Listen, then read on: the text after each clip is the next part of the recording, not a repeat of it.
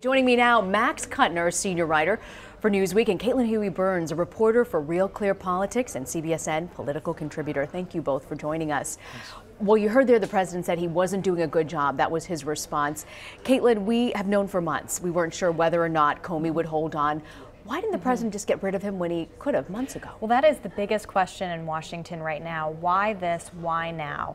The report from the deputy AG cited that July 5th press conference in which Comey came out and told us that he wasn't going to prosecute Hillary Clinton, but that she mishandled classified information. What's really intriguing about this, pointing to that, is that the president has praised Comey over and over again for his work, for getting to the bottom of Hillary Clinton, and he has been very critical, of course, of Clinton and the emails and the handling of it over the course of the campaign. So this kind of contradicts what the president had argued before. There are also questions about why he didn't, if he felt this way, why he didn't fire Comey earlier in his administration. He had plenty of opportunities to do so, but actually praised Comey shortly after taking the oath of office in January. Max, CBS News has confirmed that we do know that Comey did ask Rothstein for more resources at the time, just shortly before he was fired. What are people saying at the FBI?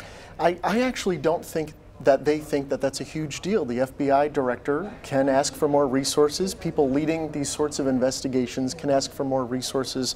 I think if we're wondering about timing, we should be looking at how in the Deputy Attorney General's memorandum, he mentioned some of former Director Comey's comments from the Senate Judiciary Committee hearing last week. Perhaps they were waiting for him to say something that sounded a little bit incriminating.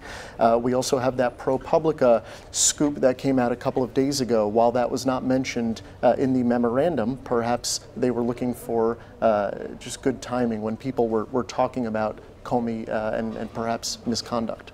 Speaking of timing, I mean, I think it was Peter Baker who asked the question today on Twitter, who was the White House aide that came up with the idea of having the Russians at the White House the day after Comey's pushed out? I mean, what are people saying at the White House? And that's incredibly problematic, right? Not only you have this meeting with Lavrov at the White House, but it also comes, of course, as, this is an FBI director who was investigating. The FBI has been, continues to, presumably, be investigating potential ties between Trump associates and Russian agents. What's really interesting is watching kind of how this is playing out on Capitol Hill, actually, because you do have at least a handful of Republicans who are also raising lots of questions surrounding the timing of this firing, surrounding the way in which it was conducted, not questioning the president's ability to fire his FBI director, but the kind of surrounding circumstances. And that's really significant because you do have Republicans on Capitol Hill who are very concerned about Russian meddling in the election, who are conducting their own congressional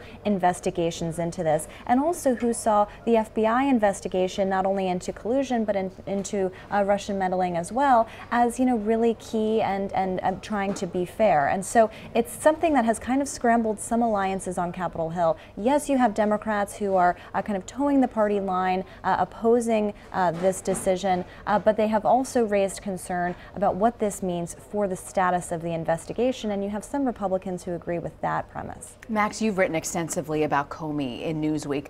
What are folks saying in the FBI? How was he viewed, and what's the sense right now? My sense, and I spoke with some of those people this morning, and they said the FBI is stunned, whether you liked him or not, and some in the FBI did not like him, but a lot did. The word we kept hearing is integrity.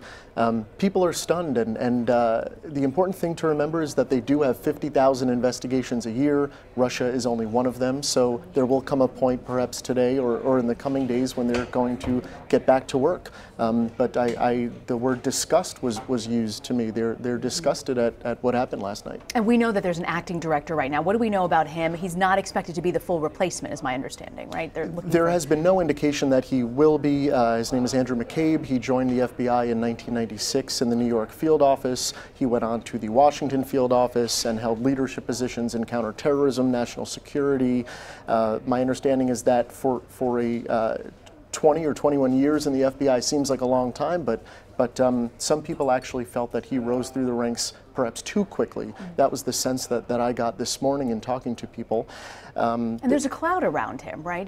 His name isn't exactly clean there. Can you explain that side of it? Yes, so there's there's so much talk now. I mean, this is why Comey was presumably fired, because of the Clinton emails matter. And there's actually an aspect of that with this new acting director McCabe, and he's the subject of a Department of Justice Inspector General investigation, why he didn't recuse himself from the Clinton email matter, and that's because, as has been reported since October, his wife ran for a state Senate campaign in 2015 and received money from people with ties to the Clintons. Caitlin, whoever becomes the next FBI director is going to have to go through the Senate. What are you hearing about that process? Well, what's really interesting about this was that not only they fired the FBI director yesterday, but had no list or anything of possible replacements. We're hearing that that AG Sessions is actually conducting interviews today. So that has troubled a lot of people, that there wasn't a kind of a plan to move this forward and kind of give a sense of confidence in the next person. Whoever the next person is, though, we've been hearing from Republicans and Democrats that person needs to be have a really kind of impeccable record, right? Someone who is deemed in a bipartisan way as nonpartisan, as independent of Congress, as independent of politics, and it also raises the question of, if they find such person, does that person want to take this job, given how politicized everything has become, how, given the circumstances of this firing, how difficult it could be to work in an administration like this, where there are communications lapses and other kind of problems and controversies brewing. We've just got a matter of seconds, but quickly I want to ask you, what are both of you looking for next in this whole process? I'll be looking forward to see how quickly they speed this along in getting a new person to lead the Bureau. We saw during the Trump campaign, he came out with that list for Supreme Court nominees. He said, I'm going to choose someone from this list. I wonder if in the coming days he will come out with that. I'm looking at the heads of the investigations in Congress, how they're dealing with this. We heard from Senate Chairman Richard Burr that he is concerned about this. Whether this impedes their investigations remains to be seen, but if there are calls coming from Republicans for independent counsel, that will be interesting. Caitlin Huey-Burns, Max Kuttner, thank you both for joining us. Thank you.